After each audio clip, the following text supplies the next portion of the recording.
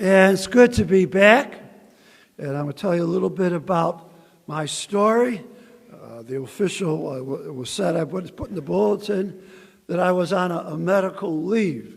I'd like to talk a little bit about where I was and what I was up to and what was happening to me.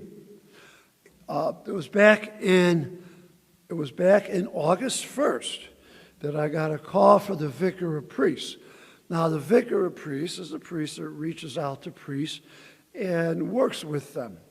And this vicar of priests said, well, the cardinal heard that you might be over-serving yourself. And I says, oh? And he says he wants you to go to guest house.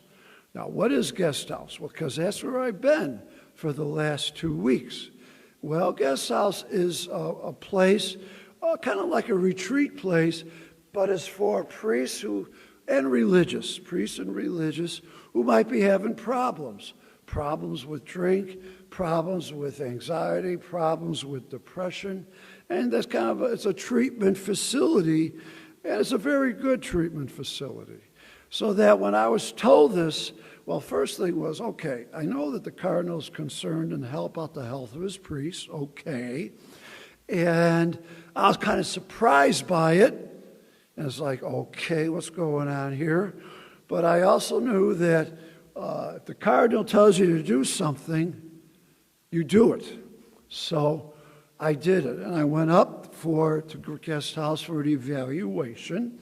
And then after 2 weeks, we had a review with the vicar of priests also present by Zoom. And they said, well, we're not too sure. We want you to stay another month. Well, it turned out to be more than one. But what was happening to me, over-serving myself, well, I said, I even talked to my friends, people who are priest friends and other friends. I says, have I ever over-served myself with you? And they said, oh, Zai. They all call me Zai. They said, no, I mean, you've always had one or two, that was it. And, I felt that way in the parish, too. The different meetings, yeah, I have a drink or two. And even with the carnival, a wonderful carnival that we had, people were always offering me a drink. I said, no, thank you. I'm on for a job. I'm not going to be drinking. So that, with socially, there was no issue. But then as we talked a little bit more, I had developed a routine where before I was watching the 10 o'clock news, and I might have a drink to kind of settle down after a long day. Well, one day, maybe 2 days a week, maybe 3. I wasn't counting, okay, necessarily. But then my therapist brought up to me, well, how much were you serving yourself? Well, I said, maybe one drink, maybe 2, maybe none. And the therapist said, well, CDC, Center for Disease Control, says a drink is 1 ounce of spirits, 1.5 ounces of spirits. He says, were you pouring this much in your glass, or were you pouring this much in your glass? And I says, well, I probably filled it up a little bit more than this much. And then he says, you've been doing this, it's 1 or 2 days, 3, 4 days a week, but over a period of a month, that begins to add up. So, okay, so he's making his point. And then he says, and you realize that when you get older, you don't handle alcohol the same way. And I says, okay. And I celebrated my 70th birthday up there in guest house. So that, okay, he was making his point, and I came to realize that if I continue my having a couple of drinks in the evening and watching the 10 o'clock news, I was sliding down a slippery slope of addiction, and that's not good. And if I slid down that slope, I could see how that would affect my health. I could see how that would affect my ministry as a priest, and I could see how that would affect my relationships with you, my parishioners, along with all my friends and associates. So that, okay, I realized this was something that I had to stop. And then we also had evaluations from various doctors. When you do go there, they really evaluate your whole health. Okay, well, in the blood test I had, all my vitals. It was a 4-page blood test, and the doctor said, "Well, you have no signs of any physical signs of alcoholism. Everything comes back normal in the blood test." But he says, alcohol at your age is not good for drinking. Well, then they also ask about your family history and medical history. Well, I said I had a sister who died of a very serious brain disease, and she was sick, and her brain was dying for 10 years. And she died at the age of 53. And I said, that's always worried me, because and we had an autopsy done. My brother-in-law made sure that happened. And she had a very, very strange disease called orthochromatic leukodystrophy. And our mother also, though we never had an autopsy, she seemed to have died from something very similar at the age of 65. So that there's something in the family. So I had an MRI done of my brain. And you know what they found?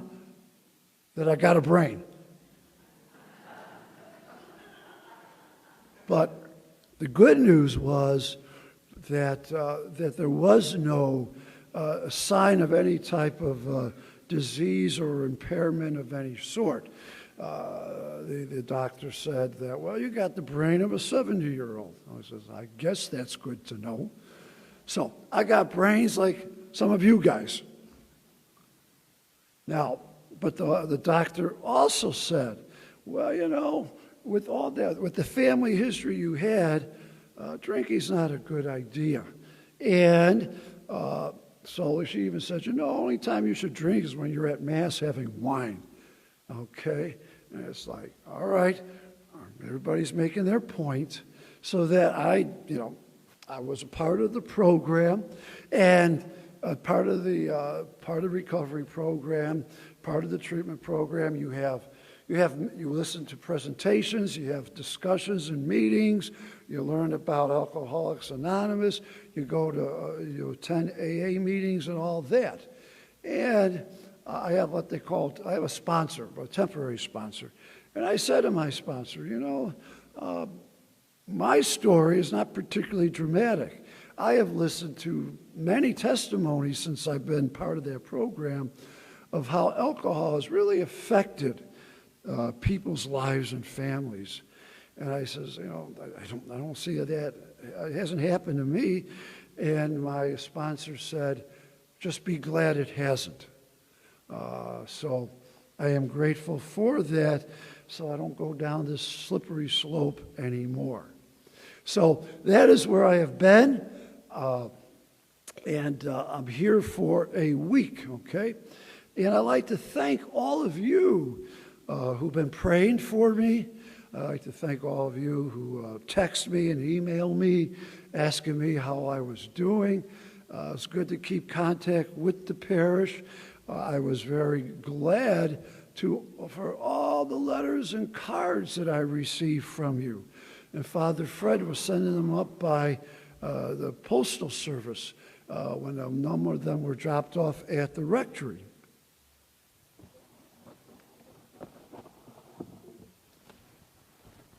So I have a whole bunch of well-wishings and prayers and happy birthdays that you sent. And I'm very thankful for that. So that I also like to thank Father Fred, who's been, picking up the slack while I've been gone, and my good friend, Father Ken Fleck, who's been here helping out as administrator. So that I'm here for a week. I go back, hopefully, to begin the discharge process, and I hope to be back with you as your pastor by the end of October. I like to close with a prayer called the Serenity Prayer. God, grant me the serenity to accept the things I cannot change, courage to change the things I can, and the wisdom to know the difference. And AA has a number of slogans to help people in their sobriety. And one slogan is, one day at a time. You know, and that's something I've adopted many years ago for my own personal spirituality. And I added to it so that what I have been living by, and I've also said that to people who maybe have great sickness in their lives, people who've lost a loved one. What I say is, don't forget to live one day at a time with the Lord. And with the Lord's my own little addition to this slogan. And maybe that's good for all of us to know.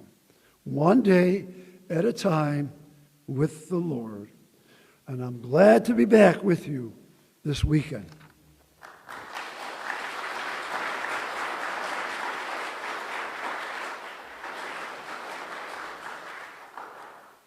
Thank you.